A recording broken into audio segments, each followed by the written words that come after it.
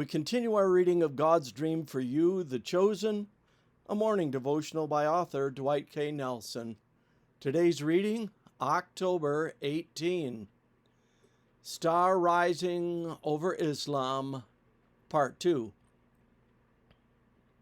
And the angel of the Lord said to her, Behold, you are with child, and you shall bear a son. You shall call his name Ishmael, because the Lord has heard your affliction. Genesis 16, verse 11. Tucked away in a familiar story are three surprises you may never have seen before. Once upon a time, there was a man with a very beautiful wife. They were homeless, but happy.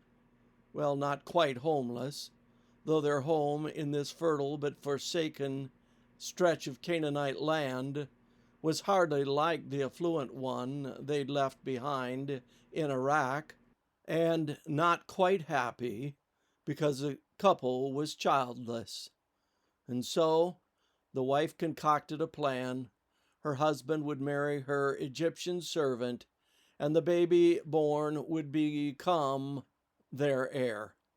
He did, and it worked like a charm until jealousy won, and the angry wife drove out the servant girl with an attitude.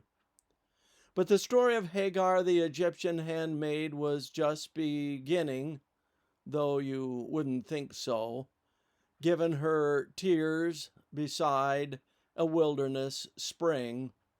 But suddenly the first of three surprises occurred when the angel of the Lord found her.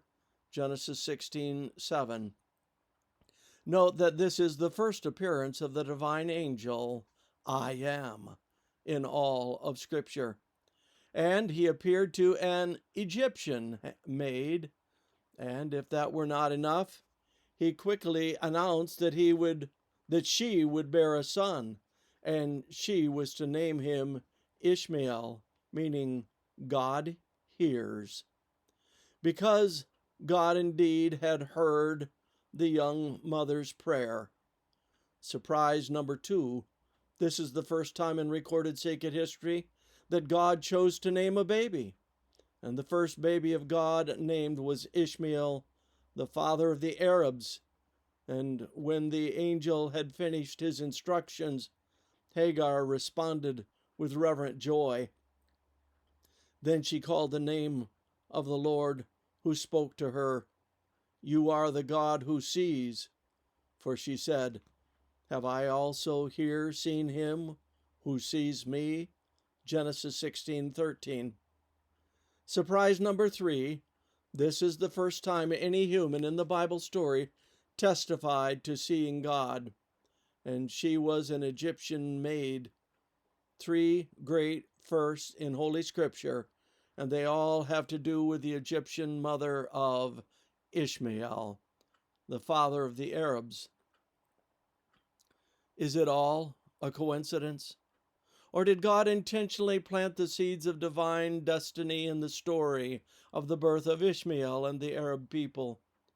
Could it be, then, that in the dark hour of Middle East history, when polytheism raged through the nomadic tribes, the God of Abraham, who longed to rekindle his light and faith among the children of Ishmael, raised up the earthen voice of Mohammed to call his wayward children back to the Creator God?